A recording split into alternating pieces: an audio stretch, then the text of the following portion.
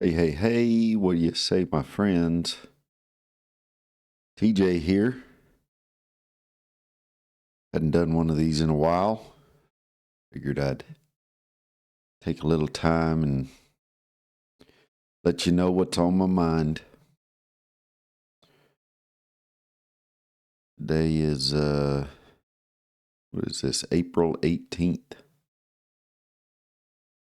We went to Gatesville, Texas today and celebrated the 1 year birthday of my first grandson, my only grandson so far.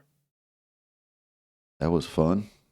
Had a good time. I love that little kid. He is a literal bundle of joy. He just brings me so much joy. It is pretty wild. My kids brought me a lot of joy, but it is just grandkids just hit different. And so we had a real good time down there in Gatesville with my daughter's in-laws and their family, their extended friends and family. Good old time. A lot been going on in the political realm and honestly the religious realm. A lot of spiritual things going on. Pretty wild, kind of scary things going on. When you have the leader of the free world comparing himself to Jesus Christ, while at the same time serving a group of people who believe Jesus Christ was a heretic, who believe that Jesus Christ should have been crucified. Pretty scary stuff. And with his lashing out at conservative influencers and Christian leaders, especially the Pope. I'm not a Catholic, but I do think that it's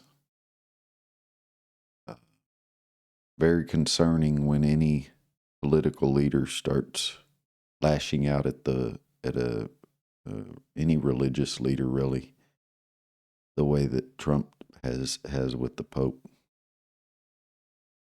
Not to mention what he basically has already taken out the religious leader of a big swath of Islam by killing the Ayatollah. So, just pretty kind of big stuff going on. Where religion is mixing with politics in a very what I would describe a diabolical way, where you can see that the devil, Satan, evil, whatever you want to call it, is at work there. When you have statements being or threats being made to wipe out an entire civilization, that's concerning to say the least. But I've been thinking, I consider myself politically homeless.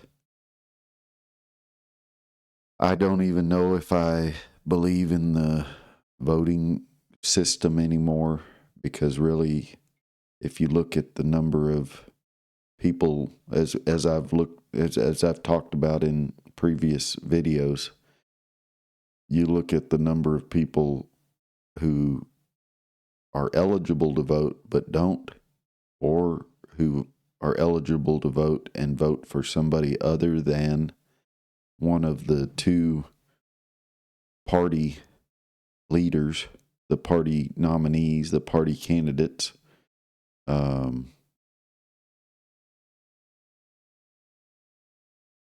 The people who don't vote outnumber the people who do.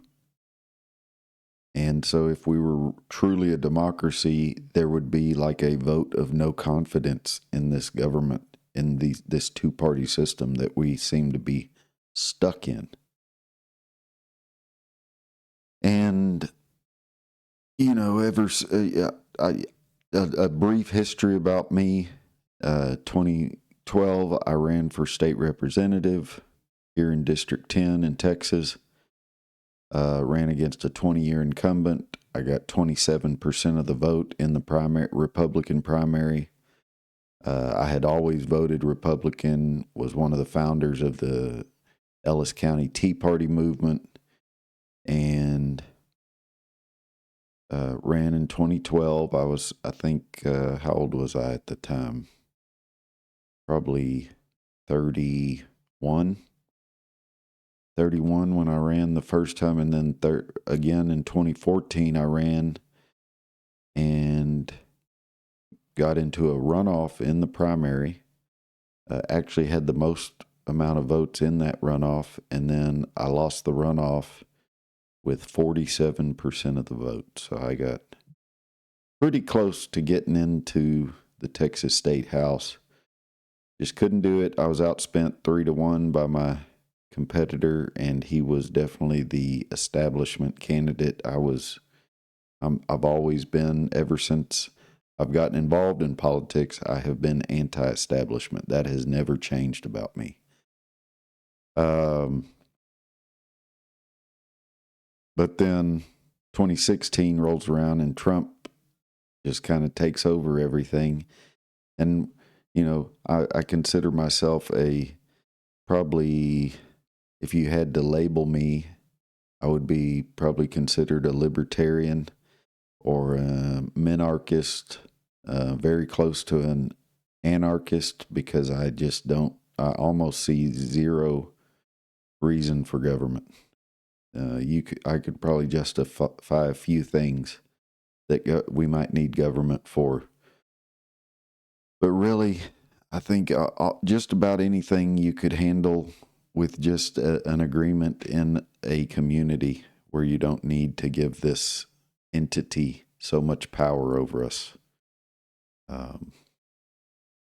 And so I would consider myself somewhere around a libertarian, minarchist, anarchist. I do believe in capitalism. I don't believe in socialism or communism.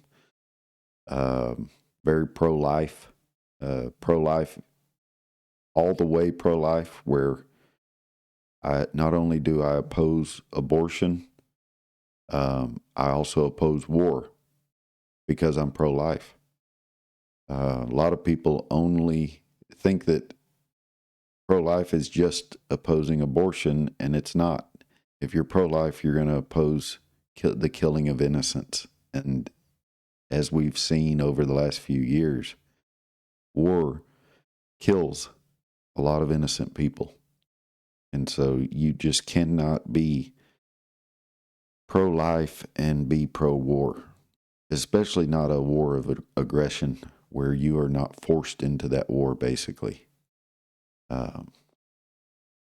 So that's kind of my political history and where I stand politically. 2016 rolls around, Donald Trump kind of takes over the party, and we had already been battling the neocons in the Republican Party. So then Trump comes along. He has zero principles. He doesn't really believe in anything.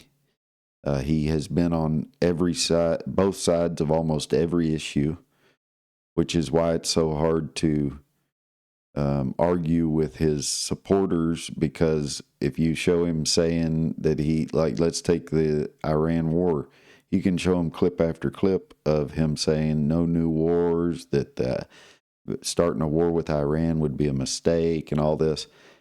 But then you can also see clips of him saying, oh, Iran can never have a nuclear weapon. We can't let that happen. So they always have something that they can go back to and say, look, he's always opposed a nuclear Iran, so that justifies him going to war, even though he said he wasn't going to take us into any new wars.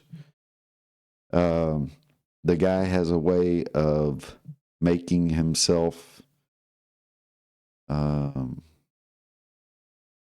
available to either side of any issue. He could be on that side, he could be on this side. So, and it's frustrating dealing with Trump supporters. I've got to tell you, it is really frustrating when you're a political activist trying to actually affect change in your community, in your state, and you're already dealing with these neocons who just love war, who will do anything to keep propping up the defense, the military industrial complex, the defense complex that makes so much money off the American taxpayers. And then the Trumpers come along, and they don't really believe in anything other than what he says to believe in. Whatever he says, that's what they're down with. And it's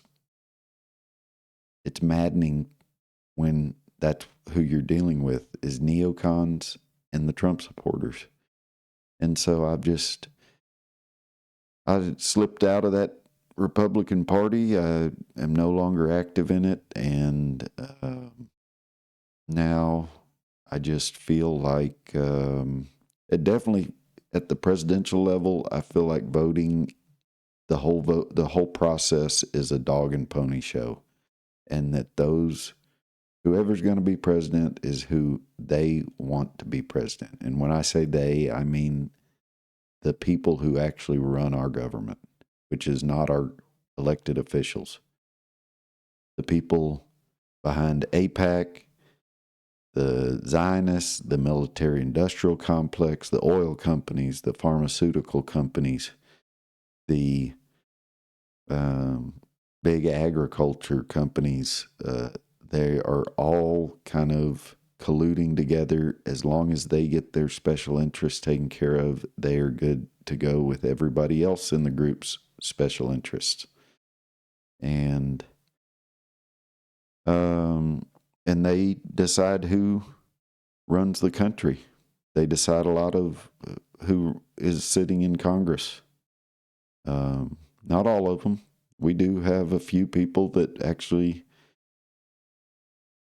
I guess they allow them to be in there because, they don't have to control every dang seat in Congress, but they have to control enough to where we, the people, can't control it.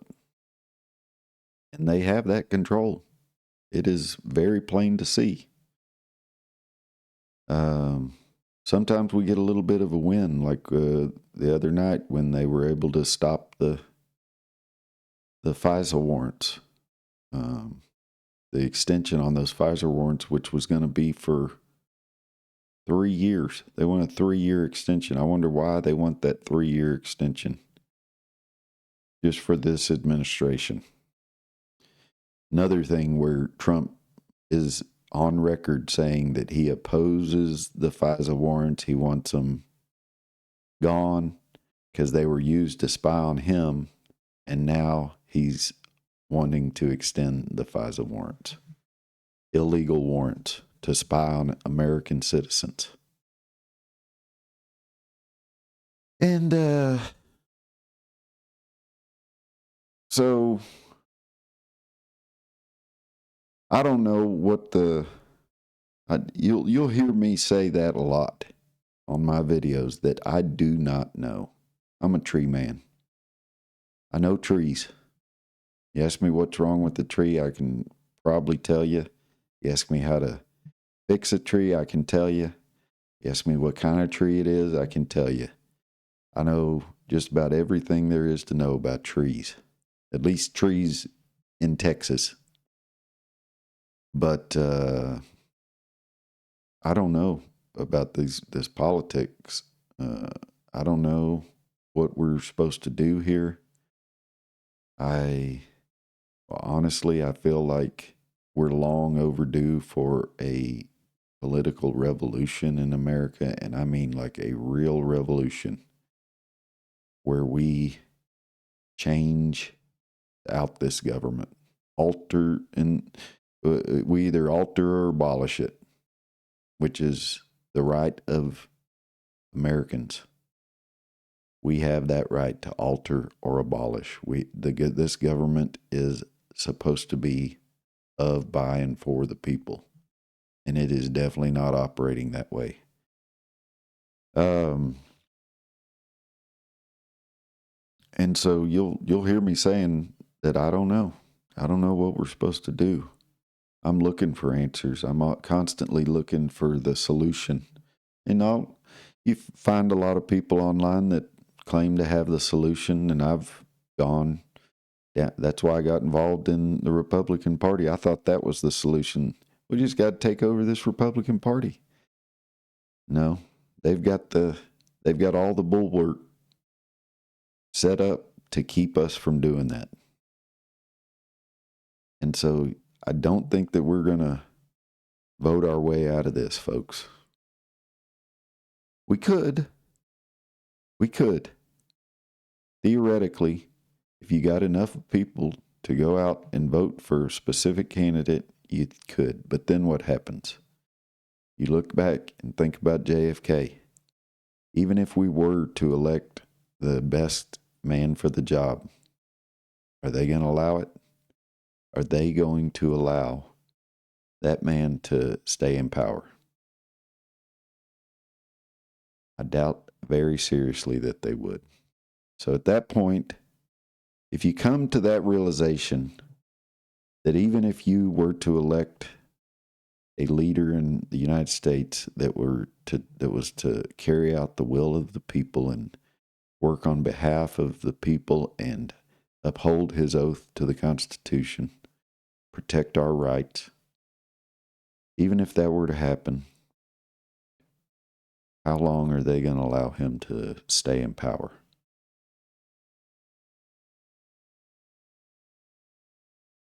They're not going to let him stay in power, or they're going to get some dirt on him or something. They're going to blackmail him. They're going to threaten him. Or they'll buy him off. Whatever it is, they'll figure out a way. And if they can't do any of those, they will just simply take him out of the equation. So you come to that realization and you start thinking voting is not the solution. So what is it? What is the solution? Obviously, I believe in prayer. So that's part of the solution. But that's not it. That's not all of it. And so I would just ask you, what do you think is the solution?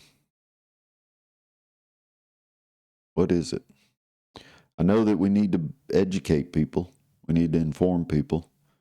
That's going to get harder and harder with the internet going in the direction that it is with AI, the development of AI, which I believe will eventually be considered like the truth. That's where people will go to for the truth. The truth. And that's scary. Because all it is I've played with this AI a lot. I've argued with it. There's been several times where I've been able to get it to contradict itself. I'll get it to admit that it was wrong or that it gave me the wrong information. And then I will ask it if it would give me the right information the next time that I asked it. And it said it would give me the right information. And then I ask it on another day, just out of the blue, ask that same question, and it continues to give me the same wrong information. I've done that numerous times. Have proof of it. I've taken screenshots if anybody wants to see that. But that is a scary proposition to think that people will be going to AI in the future for the truth. And so whoever controls that AI will control the truth. Obviously not the actual truth, but the truth as far as our civilization is concerned. It's weird watching this Iran war. If you listen to Fox News and Trump and his administration, you would think that everything is working out great with this war with Iran. But if you listen to independent media and organizations like Al Arabiya or Al Jazeera, you listen to some of those reports, or if you look on X at the post from the Iranian government, you get a totally different picture. You get a picture of a very foolish U.S. administration that is getting us deeper and deeper into a war that we're just not really going to be able to win. It's crazy to think that people can look at Afghanistan and Iraq and how long we were there, bogged down in those countries. Look at the opposition, the organization of those two countries. Look at the populations of those two countries. Look at the size, the area, just the size of the countries, and how much bigger and more organized Iran is. Smarter, higher population, more organized, more prepared. They've been preparing for this kind of a conflict for decades. And to think that this war would be over sooner than a war with Iraq or a war in Iraq and Afghanistan is just, it's illogical and insane to think that. Makes no sense. And so now the big thing is the Strait of Hormuz, which was open before the war. Iran never closed it before this war started, before the U.S. and Israel started this war with Iran. And so now we're fighting to get that, supposedly fighting to open that. I don't know. I have some people telling me that they still think that Trump is playing chess. I don't see it, folks. They're saying that this is weakening China. I don't see it, folks. Look at a map. Look at that Strait of Hormuz is not the only route to China from Iran.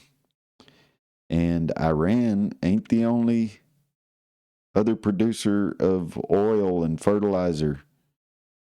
You're looking at Russia and China share a long, long border. And Russia produces plenty of oil.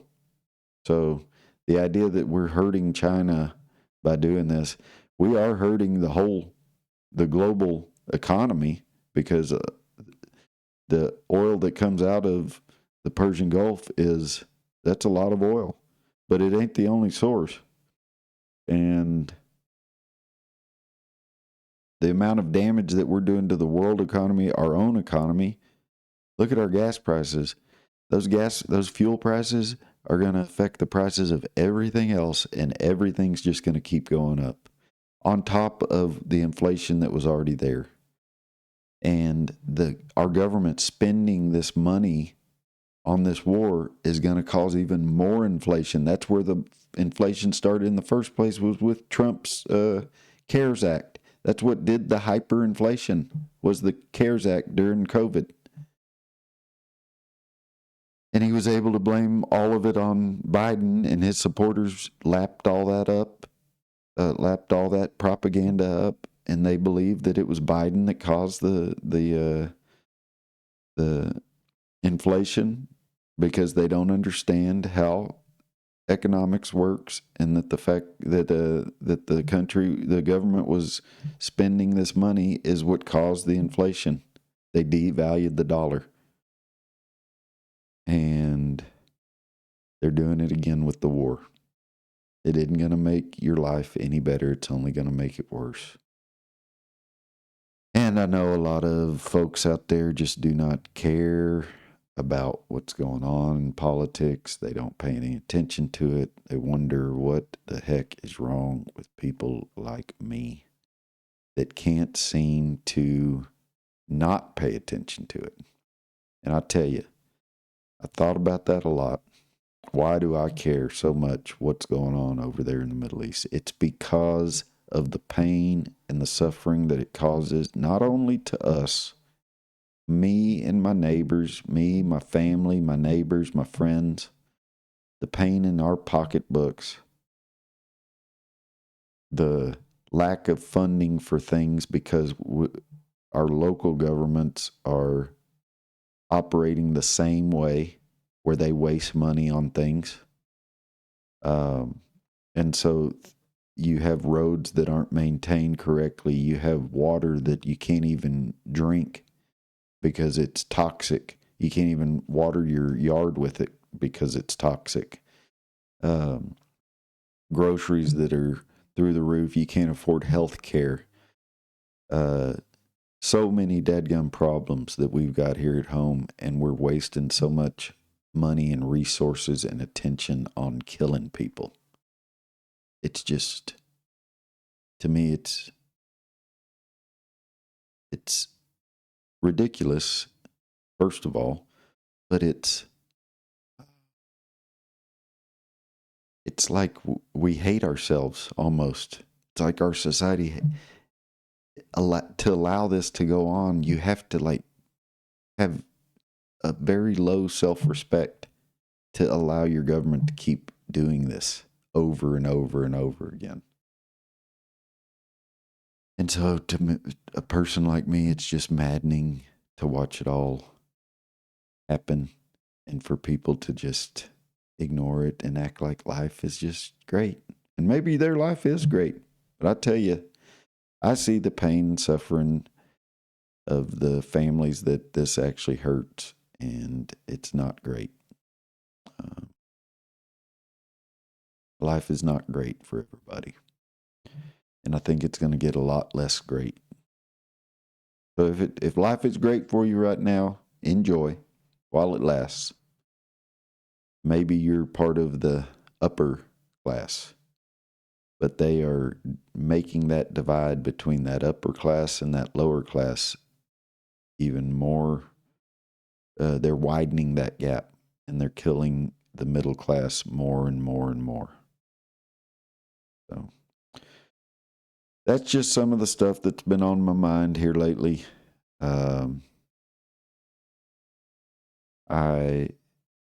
All this, especially this stuff that's been happening the last year with Charlie Kirk and all that, the Israel stuff, it has really deepened my faith in Jesus. It's caused me to get into his word a lot more, even more than I was before, and understand some things and connect some dots. So that is one of those things where even in the midst of this storm that I see before us, I see there are things to be grateful for. It is deepening my faith and my family's faith in Jesus. So something to be thankful for out of all this. Appreciate you watching. We'll see you on the next one. Bye.